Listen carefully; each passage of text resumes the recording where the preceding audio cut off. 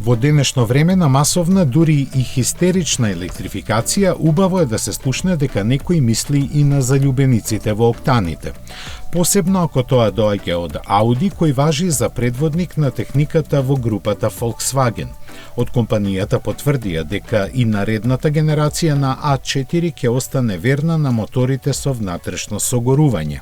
За оваа одлука сигурно се направени детални анализи, бидејќи овој модел е продаженас на марката и учествува со околу 1/5 од нејзините глобални резултати. Според изјавата на техничкиот директор на Audi, Оливер Хофман, и идната генерација на A4 ќе биде базирана на истата платформа како и сегашната. За неа ќе се користат нови, веќе развиени бензински и дизел мотори, кои според него се најдобрите агрегати што ги имаат направено во историјата. Секако тие ќе бидат електрифицирани и освен како благи хибриди, ќе се нудат и во плагин изведби.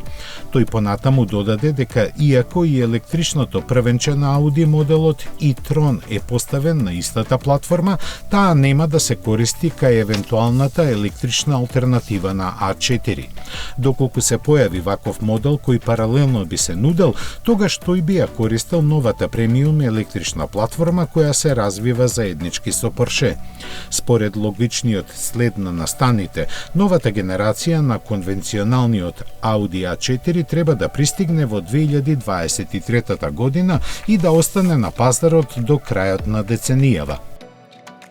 Плановите на марката предвидуваат сите нови модели после 2026 година да бидат само електрични, додека возилата со мотори на фосилни горива би се произведувале до 2033 година.